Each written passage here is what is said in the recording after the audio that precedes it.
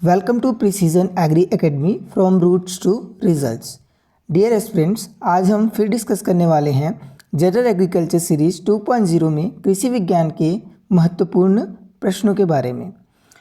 ये जो सीरीज़ चल रही है इसके टोटल अभी तक 5 पार्ट जो है वो बन चुके हैं और पाँचों ही पार्ट बहुत ही आपके लिए हेल्पफुल रहेंगे आपके एग्ज़ाम के पर्पज़ से। तो आप उन पार्ट को भी ज़रूर से ज़रूर वॉच कर लीजिएगा, देख लीजिएगा। डिस्क्रिप्शन बॉक्स में आपको लिंक मिल जाएगा, वहाँ से आप इजीली सभी जो एपिसोड्स हैं वो आप अटेंड कर सकते हैं। जो डेली जो लाइव स्ट्रीम का जो टाइम है या वीडियो अपलोड का जो टाइम है वो 8 बजे है जनरल एग्रीकल्चर सीरीज़ 2.0 का। तो आप सभी चैनल को सब्सक्राइब कर लीजिए, बेल बटन में ऑल प्रेस कर लीजिए ताकि आपको डेली जो नोटिफिकेशन है जो क्लासेस का वो टाइम टू टाइम मिलते रहे। चलिए बिना किसी देरी के आज का जो सेशन है वो हम स्टार्ट करते हैं। ये रहा आपकी स्क्रीन पर सबसे पहले नंबर का क्वेश्चन पूछा जा रहा है। पादप पोषक तत्व की अनिवार्यता की कसौटी किसने प्रतिपादित की? डीजे निकोलस ने, आर्नॉन एवं स्टाउट ने, जे.एस. कंवर ने या फिर राजेंद्र प्रसाद ने। तो बतलाइए जो आपका पादप पोषक तत्व है या पादप पोषक में जो तत्वों की अनिवार्यता है उनकी जो कसौटी है किसने प्रतिपादित की? तो यहाँ पे टाइम अप हो गया है। जिन भी एग्रीडियंट्स ने इस क्वेश्चन का जो आंसर है कमेंट किया है ऑप्शन बी आर्नॉन एवं स्टाउट, उन सभी का आंसर यहाँ पे राइट हो जाएगा। ठीक है, क्वेश्चन फर्स्ट का जो आंसर है वो बी होगा। क्वेश्चन नंबर सेकंड देखते हैं। ये रहा आपके स्क्रीन पर पूछा जा रहा है, असमतल या उबड़ खाबड़ भूमि में सिंचाई की कौन सी विधि सबसे श्रेष्ठ होगी? आपका ऑप्शन ए में दिया है फ्लड सिंचाई, बी में दिया है फवारा सिंचाई, सी में दिया है टपक सिंचाई और डी में दिया है अधोभूमि सिंचाई। तो बतलाइए अगर असमतल या उबड़ खाबड़ भूमि है तो वहाँ पे इरिगेशन का कौन सा ऐसा मेथड है जो सबसे श्रेष्ठ रहेगा? चलिए टाइम ऑफ हो गया। यहाँ पे जिन भी एग्रीडियंट्स ने क्वेश्चन नंबर सेकंड का जो आंसर है कमेंट किया है ऑप्शन बी फवारा सिंचाई, ठीक है, उन सभी का आंसर यहाँ पे राइट हो जाएगा। स्प्रिंकलर मेथड जो है वो आपका असमतल या उबड़ खाबड़ जो भूमि है वहाँ इरिगेशन के लिए सबसे अच्छी विधि है। क्वेश्चन नंबर थर्ड देखते हैं। क्वेश्चन नंबर थर्ड पूछा जा रहा है, सामान्यतः मृदा अम्लता को किसके द्वारा ठीक किया जाता है? ऑप्शन ए जिप्सम, बी में दिया है चूना, सी में दिया है आयरन पैराइट से और डी में दिया है ए व बी दोनों। तो बतलाइए जो सामान्यतः जो एसिटिक सॉइल रहती है, ठीक है, तो उसको हम किसके द्वारा ठीक कर सकते हैं? जिप्सम से, चूना से, आयरन पैराइट से या फिर जिप्सम और चूना दोनों से। मतलब कि डी में ए एंड बी बोथ दिया है। तो यहाँ पे जिन भी एग्रीडियंट्स ने क्वेश्चन नंबर थर्ड का जो आंसर है कमेंट किया है ऑप्शन बी चूना, उन सभी का आंसर राइट है। जो चूना है इससे हम क्या कर सकते हैं, जो अम्लीय मृदा रहेगी उसको हम ठीक कर सकते हैं। ठीक, और जस्ट इसका जो विपरीत है वो क्या हो जाएगा, अगर क्षारीय भूमि है ठीक तो उसको हम जिप्सम से ठीक कर सकते हैं। ओके, चलिए क्वेश्चन नंबर फोर्थ देखते हैं। पूछा जा रहा है क्वेश्चन नंबर फोर्थ में कैच क्रॉप उगाने का मुख्य उद्देश्य क्या होता है? मेन जो ऑब्जेक्टिव है वो क्या होगा कैच क्रॉप लगाने का? ऑप्शन ए में देखिए दिया है मृदा में फसल अवशेष मिलाना, बी में दिया है मृदा को दरारों से बचाना, सी में दिया है खरपतवारों को दबाना, डी में दिया बिना किसी अतिरिक्त निवेश के अधिक आय प्राप्त करना। तो बतलाइए जो कैच क्रॉप होता है उसका मेन जो ऑब्जेक्टिव है वो आपका क्या होगा इन ऑप्शनों में से? सभी तो होगा नहीं, ठीक है, कोई ना कोई एक ऑप्शन होगा ही, क्योंकि यहाँ पे नन ऑफ दिस नहीं दिया है ना फिर उपरोक्त दिया है सभी। ठीक, तो यहाँ पे क्वेश्चन नंबर फोर्थ का जिन भी एग्रीडियंट्स ने कमेंट किया है ऑप्शन डी बिना किसी अतिरिक्त निवेश के अधिक आय प्राप्त करना, उन सभी का आंसर राइट होगा। ठीक है, कैच क्रॉप उगाने का जो मेन जो आपका ऑब्जेक्टिव होता है वो क्या होता है, बिना किसी अतिरिक्त निवेश के अधिक आपका आय प्राप्त करना। क्वेश्चन नंबर 5 ये रहा आपके स्क्रीन पर पूछा जा रहा है, उर्वरक नियंत्रण अध्यादेश 1957 के अनुसार यूरिया में बायोयूरेट की मात्रा कितनी प्रतिशत से अधिक नहीं होनी चाहिए? ठीक है, उर्वरक जो नियंत्रण है ना अध्यादेश 1957 के अनुसार, उसमें ये बोला गया है कि यूरिया में बायोयूरेट की मात्रा कितनी प्रतिशत से अधिक नहीं होनी चाहिए। ए में देखिए 1.0 दिया है, बी में 1.5, सी में 2.0 और डी में दिया है 2.5। तो चलिए बतलाइए क्वेश्चन नंबर 5 का जो आंसर है क्या हो जाएगा। सभी अपना जो आंसर है कमेंट बॉक्स में कमेंट करते जाइए। जैसे ही आपका जो यहाँ पे येलो कलर की जो पट्टी चल रही है वो ख़त्म होती है, मैं आपको आंसर बताते जाऊँगा। तो यहाँ पे क्वेश्चन 5 का जिन भी एग्रीडियंट्स ने बी आंसर कमेंट किया है 1.5, उन सभी का आंसर यहाँ पे राइट हो जाएगा। ठीक है, जो आपका उर्वरक नियंत्रण अध्यादेश 1957 के अनुसार यूरिया में बायोरेट की मात्रा 1.5% से अधिक नहीं होनी चाहिए। रिमेंबर रखिएगा, क्वेश्चन पूछा जाता है ऐसे। क्वेश्चन नंबर 6 देखते हैं। पूछा जा रहा है जल स्तर की गहराई किस यंत्र द्वारा मापी जाती है। कौन सा ऐसा यंत्र है जिसके द्वारा जल स्तर की जो गहराई है ना वो आपका मेज़र किया जाता है। ऑप्शन ए देखिए लाइसीमीटर दिया है, बी में ओडोमीटर, सी में पीजोमीटर और डी में दिया है एवेपोरीमीटर। तो बतलाइए इनमें से कौन सा ऐसा यंत्र है जिससे हम जल स्तर की गहराई जो है वो मेज़र कर सकते हैं। चलिए यहाँ पे क्वेश्चन नंबर 6 का जिन भी एग्रीडियंट्स ने ऑप्शन सी आंसर कमेंट किया है पीजोमीटर, उन सभी का आंसर करेक्ट हो जाएगा। जो जल स्तर की गहराई है वो आपका पीजोमीटर यंत्र के द्वारा मापी जाती है। क्वेश्चन नंबर 7 देखते हैं। पूछा जा रहा है भाई कि अनुकूल उत्पादन करने के लिए संकर मक्का की जो बीज दर है वो कितनी होनी चाहिए। ठीक, ऑप्शन ए में देखिए 20 से 25 केजी प्रति हेक्टेयर, बी में दिया है 30 से 35 केजी प्रति हेक्टेयर, सी में दिया है 18 से 20 केजी प्रति हेक्टेयर और डी में दिया है 10 से 15 केजी प्रति हेक्टेयर। तो चलिए बतलाइए क्वेश्चन नंबर 7 का जो करेक्ट आंसर है वो क्या हो जाएगा। अगर हमें अनुकूल उत्पादन लेना है संकर मक्का से, संकर मक्का जो आपका सीड है, तो उसमें हम सीड रेट जो है वो कितना लेंगे। तो यहाँ पे क्वेश्चन नंबर 7 का जिन भी एग्रीडियंट्स ने आंसर कमेंट किया है ऑप्शन ए 20 से 25 केजी, उन सभी का आंसर यहाँ पे राइट हो जाएगा। ठीक है, अगर हमें बढ़िया प्रोडक्शन लेना है संकर मक्का से तो संकर मक्का का जो बीज दर है वो हम लेंगे 20 से 25 केजी प्रति हेक्टेयर। ओके, चलो क्वेश्चन नंबर 8 देखते हैं। क्वेश्चन नंबर 8 में पूछा जा रहा है चने का जो मुख्य आपका हानिकारक कीट है वो इन ऑप्शनों में से कौन सा है। ऑप्शन ए में देखिए फली छेदक दिया है, बी में दिया है कटुआ लट, सी में दिया है चेपा और डी में दिया है उपरोक्त में से कोई नहीं, नन ऑफ दिस। तो बतलाइए जो चने का जो मेन जो आपका हार्मफुल जो इंसेक्ट होता है ना वो कौन सा होता है। फली छेदक, कटुआ लट, चेपा या उपरोक्त में से कोई नहीं। तो यहाँ पे क्वेश्चन नंबर 8 का जिन भी एग्रीडियंट्स ने ऑप्शन नंबर ए कमेंट किया है आपका फली छेदक, उन सभी का आंसर राइट है। सबसे ज़्यादा आपका चना में जो हार्मफुल जो इंसेक्ट होता है वो आपका फली छेदक होता है। अगर एक बार लग गया तो उसको रोकना थोड़ा सा मुश्किल हो जाता है। ठीक है, क्योंकि वो जो फली होता है ना उसको ना पूरे अंदर से क्या कर देता है, खोखला कर देता है। ठीक, चलिए क्वेश्चन नंबर नेक्स्ट देखते हैं। क्वेश्चन नंबर 9 पूछा जा रहा है मूंगफली में क्रमशः आपका जो तेल है, ऑयल है और जो प्रोटीन है उसकी मात्रा कितनी प्रतिशत पाई जाती है। क्रमशः पूछा जा रहा है, पहले तेल है उसके बाद आपका प्रोटीन है। तो ऑप्शन ए में देखिए 20 से आपका 50 दिया है, बी में 26 से 45, सी में 45 से 26 और डी में दिया है 50 से 26। ठीक है, एवं ठीक है 50 आपका क्या हो गया, तेल हो गया, 26 आपका प्रोटीन हो गया। तो उसी तरीके से बताइए क्वेश्चन नंबर 9 का जो सही उत्तर है आपके अकॉर्डिंग क्या होना चाहिए। मूंगफली में क्रमशः तेल व प्रोटीन की जो परसेंटेज है वो कितनी कितनी होती है, चलिए बतलाइए। ओके, सो यहाँ पे जो जिन भी एग्रीडियंट्स ने यहाँ पे आंसर कमेंट किया है ऑप्शन सी 45% आपका ऑयल एंड 26% आपका प्रोटीन, उन सभी का आंसर यहाँ पे करेक्ट हो जाएगा। ठीक है, आपका 45% तेल पाया जाता है और 26% आपका प्रोटीन पाया जाता है ग्राउंड नट में, मूंगफली में।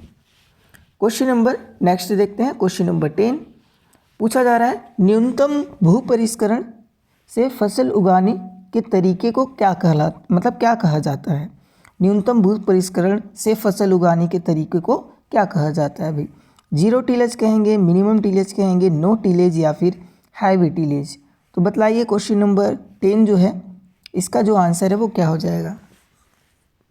न्यूनतम भू परिष्करण से फसल उगाने का जो मेथड होता है या तरीका होता है उसको हम क्या कहेंगे?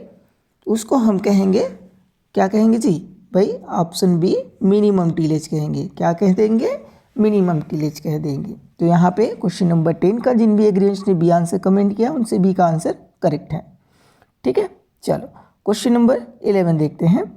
क्वेश्चन नंबर 11 पूछा जा रहा है, राष्ट्रीय कृषि नीति के अनुसार कृषि में कितने प्रतिशत सालाना वृद्धि दर होनी चाहिए? बहुत ही बढ़िया क्वेश्चन है। 2.5% से अधिक, 3.0% से अधिक, 4.0% से अधिक या फिर 5.0% से अधिक? तो चलिए बताइए क्या होगा इस क्वेश्चन का आंसर? राष्ट्रीय कृषि नीति के अनुसार कृषि में कितने प्रतिशत सालाना वृद्धि दर होनी चाहिए? कितनी होनी चाहिए? सभी कमेंट बॉक्स में अपना जो आंसर है कमेंट करते जाइए। चलिए इस क्वेश्चन का जिन भी एग्रीएंट्स ने ऑप्शन सी कमेंट किया है 4.0% से अधिक, उन सभी का आंसर यहाँ पे करेक्ट हो जाएगा। 4% से आपका अधिक आपका वृद्धि दर होनी चाहिए राष्ट्रीय कृषि नीति के अनुसार कृषि में। ओके, सालाना जो है वो आपका परसेंटेज 4% से अधिक। ओके, चलो क्वेश्चन नंबर 12 देखते हैं। क्वेश्चन नंबर 12 पूछा जा रहा है, सूरजमुखी का पौधा किस पोषक तत्व की कमी के सूचक के रूप में प्रयोग किया जाता है? किसको इंडिकेट करता है? कौन सा आपका पोषक तत्व जो है ना उसको इंडिकेट करता है? आपका बोरॉन को, लोहा को, नत्रजन यानी नाइट्रोजन या फिर आपका फास्फोरस? चलिए बतलाइए क्वेश्चन नंबर 12 का आंसर क्या होगा? जो सनफ्लावर है कौन सा आपका पोषक तत्व है उसकी कमी को आपका क्या करता है? इंडिकेट करता है, सूचक के रूप में प्रयोग किया जाता है। तो क्वेश्चन नंबर 12 का जिन भी एग्रीएंट्स ने कमेंट किया है ऑप्शन ए, उन सभी का आंसर राइट है। जो बोरान होता है उसको इंडिकेट करता है जो आपका सूरजमुखी का जो पौधा होता है वो। ठीक है, बोरान जो पोषक तत्व है। क्वेश्चन नंबर नेक्स्ट देखते हैं। क्वेश्चन नंबर 13 पूछा जा रहा है भैया कि निम्नलिखित तत्वों में से कौन सा तत्व उर्वरक पोषक तत्व के रूप में शामिल नहीं है? मतलब कि जो आपका अर्नोन ने जो आपका टोटल जो आपके पोषक तत्व की लिस्ट बनाई तो उसमें कौन सा इन ऑप्शनों में से नहीं है? क्वेश्चन यही पूछ रहा है कि निम्नलिखित तत्वों में से कौन सा तत्व उर्वरक पोषक तत्व के रूप में शामिल नहीं है? ऑप्शन ए में देखिए कार्बन दिया है, बी में नाइट्रोजन, सी में गंधक और डी में दिया है जस्ता। थोड़ा सा अगर आप थोड़ा सा एक दो बार क्वेश्चन को अच्छे से पढ़ोगे आसानी से ये क्वेश्चन बन जाएगा। सिंपल क्वेश्चन है, बस थोड़ा सा समझने की बस देरी है। चलिए तो यहाँ पे जिन भी एग्रीएंट्स ने क्वेश्चन नंबर 13 का जो आंसर है वो कमेंट किया है ऑप्शन ए, उन सभी का आंसर राइट है। जो आपका कार्बन है इसको आपका पोषक तत्व के रूप में शामिल नहीं किया गया है, तो ए आंसर यहाँ पे क्या हो जाएगा? करेक्ट आंसर हो जाएगा। क्वेश्चन नंबर नेक्स्ट 14 नंबर का पूछा जा रहा है भाई, मूंग में किस प्रकार का जो है अंकुरण जो है वो आपका पाया जाता है? एपीजियल, हाइपोजियल, हाइपो एपीजियल या एपी हाइपोजियल? तो बतलाइए जो मूंग होता है उसमें किस प्रकार का जो अंकुरण है, जर्मिनेशन है, वो आपका पाया जाता है मूंग क्रॉप में?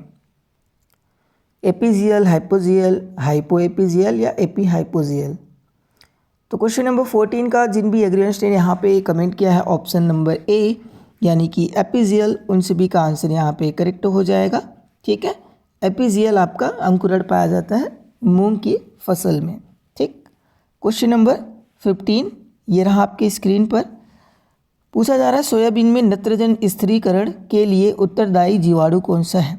ठीक, ये क्वेश्चन भी इम्पोर्टेंट है। राइजोबियम फेजियोलाई, राइजोबियम ग्लाइसिकम या फिर जापोनिकम या फिर लेग्यूमिनोसीरम? तो बतलाइए राइजोबियम में नाइट्रोजन स्थिरीकरण के लिए जो उत्तरदायी जो जीवाणु होता है वो जीवाणु जो है उसका क्या नाम है? राइजोबियम फिजियोलाई, राइजोबियम ग्लाइसिकम, राइजोबियम जापोनिकम या फिर लेग्यूमिनोसीरम? तो यहाँ पे क्वेश्चन नंबर 15 का जिन भी एग्रीएंट्स ने आंसर कमेंट किया है ऑप्शन सी, राइजोबियम, आपका जापोनिकम, उन सभी का आंसर यहाँ पे राइट है। सोयाबीन में नत्रजन स्थिरीकरण के लिए जो उत्तरदायी जो आपका जीवाणु है वो आपका राइजोबियम जापोनिकम होता है। क्वेश्चन नंबर 16 देखते हैं। क्वेश्चन नंबर 16, सोयाबीन में जो आपका फ्लूक्लोरेलिन है इसका प्रयोग करते हैं, कब किया जाता है फ्लूक्लोरेलिन का? फसल उगने से पहले या फिर फसल उगने के बाद में, या मिट्टी में मिलाकर, या उपरोक्त में से कोई नहीं। तो बतलाइए सोयाबीन जो होता है, सोयाबीन क्रॉप, उसमें फ्लूक्लोरेलिन का जो प्रयोग है वो हम किस तरीके से करते हैं? फसल उगने से पहले, बाद में, मिट्टी में मिला देते हैं, या फिर उपरोक्त में से कोई नहीं। तो यहाँ पे जिन भी छात्रों ने क्वेश्चन नंबर 16 का जो आंसर है वो कमेंट किया है ऑप्शन सी, मिट्टी में मिलाकर, उन सभी का आंसर राइट हो जाएगा। ठीक है, मिट्टी में मिलाकर हम क्या करते हैं, सोयाबीन की फसल में फ्लूक्लोरेलिन का प्रयोग करते हैं। क्वेश्चन नंबर 17 देखते हैं। देखिए पूछा जा रहा है जो कुसुम है सॉफ्ट फ्लावर में शीर्ष भाग हटाने का मुख्य जो उद्देश्य है वो आपका क्या होता है? गिरने से बचाने के लिए, शाखाओं फूलों का बढ़ावा देने के लिए, जल के हास्य को रोकने के लिए, या फिर उपरोक्त सभी। तो थोड़ा सा यहाँ पे ध्यान दीजिएगा क्वेश्चन को और अपना जो आंसर है कमेंट बॉक्स में कमेंट कीजिएगा। जो कुसुम है उसका जो ऊपरी वाला सिरा होता है, शीर्ष भाग, उसको अगर हम हटा दें तो उसका मेन ऑब्जेक्टिव क्या है, मुख्य उद्देश्य क्या है? तो यहाँ पे क्वेश्चन नंबर 17 का जिन भी एग्रीएंट्स ने कमेंट किया ऑप्शन डी, उपरोक्त सभी, उन सभी का आंसर यहाँ पे राइट होगा। देखिए एक तो आपका गिरने से बचाने के लिए, दूसरा आपका शाखाओं फूलों को बढ़ावा देने के लिए। ठीक, आपके अगर हम शीर्ष को काट देंगे, ठीक है, तो उसमें और आपके जो ब्रांचेस हैं, जो उसमें फ्लावर्स हैं, वो अधिक आएंगे। जल के हाशिए को रोकने के लिए, और आपका बस तीन ही ऑप्शंस तो दिए हैं। ठीक है, तो तीनों ही आपके उद्देश्य हैं कुसुम में शीर्ष भाग हटाने के लिए। क्वेश्चन नंबर 18 देखते हैं। ये रहा आपकी स्क्रीन पर, पूछा जा रहा है कपास के बीजों से रुई हटाने के लिए किसका प्रयोग किया जाता है? सल्फ्यूरिक अम्ल का, साइट्रिक अम्ल का, नाइट्रिक अम्ल का, या फिर हाइड्रोक्लोरिक अम्ल का? तो बतलाइए जो कपास का जो बीज होता है उससे हम अगर रुई हटाने मतलब रुई अगर हटाएं तो हम किसका प्रयोग करेंगे? सल्फ्यूरिक एसिड का, साइट्रिक एसिड का, नाइट्रिक एसिड का, या फिर हाइड्रोक्लोरिक एसिड का? तो यहाँ पे क्वेश्चन नंबर 18 का जिन भी एग्रीएंट्स ने आंसर कमेंट किया है ऑप्शन ए, सल्फ्यूरिक एसिड या सल्फ्यूरिक अम्ल, उन सभी का आंसर राइट हो जाएगा। सल्फ्यूरिक अम्ल का हम प्रयोग करते हैं कपास के बीजों से रुई हटाने के लिए। क्वेश्चन नंबर 19 पूछा जा रहा है बॉलवर्म जो होता है, बॉलवर्म जो कीट होता है, किस फसल से आपका संबंधित है? मक्का, गेहूं, कपास, या फिर धान? तो चलिए बतलाइए जो बॉलवर्म होता है इंसेक्ट, वो कौन से क्रॉप से आपका संबंधित है? मक्का, गेहूं, कपास, या फिर धान? तो यहाँ पे जिन भी एग्रीएंट्स ने क्वेश्चन नंबर 19 का आंसर कमेंट किया है ऑप्शन सी, कपास, कॉटन, उन सभी का आंसर राइट है। जो आपका कपास है, ठीक है, इसका आपका मेन आपका इंसेक्ट है बॉलवर्म। ठीक, चलिए क्वेश्चन नंबर 20 पूछा जा रहा है मक्का में सिंचाई की दृष्टि से मुख्य क्रांतिक अवस्था है। ठीक है, सिंचाई की दृष्टि से मुख्य क्रांतिक अवस्था पूछी जा रही है मेज क्रॉप की। Silking stage, टेंसलिंग stage, boot stage, या फिर डफ स्टेज? तो बतलाइए जो आपका मेज है, जिया मेज, तो मक्का में सिंचाई की दृष्टि से जो मुख्य क्रांतिक अवस्था है, क्रिटिकल स्टेज है जो है, ठीक है, वो कौन सा है? इस सिल्किंग स्टेज में, टेंसलिंग स्टेज में, बूट स्टेज में, या फिर आपका डफ स्टेज? तो यहाँ पे क्वेश्चन नंबर 20 का जिन भी एग्रीएंट्स ने आंसर कमेंट किया ऑप्शन बी, टेंसलिंग स्टेज, उन सभी का आंसर यहाँ पे राइट हो जाएगा। टेंसलिंग जो स्टेज होता है उसमें आपका जो मक्का होता है उसको पानी की आवश्यकता अत्यंत रहती है, और टेंसलिंग स्टेज ही आपका मुख्य क्रांतिक अवस्था होता है आपका जिया मेज का या फिर मक्का का। ओके, तो इस चीज़ को आपको रिमेंबर रखना है। तो आई होप आप सभी को आज के जो क्वेश्चन सीरीज़ है वो अच्छे लगे होंगे। अच्छे लगे तो प्लीज़ वीडियो को लाइक कीजिए, शेयर कीजिए, और अगर आप चैनल में नए हो तो चैनल को सब्सक्राइब ज़रूर कीजिए। मैं मिलता हूँ किसी और वीडियो, क्विज या क्लासेस में। तब तक के लिए सभी को धन्यवाद। जय जवान जय किसान।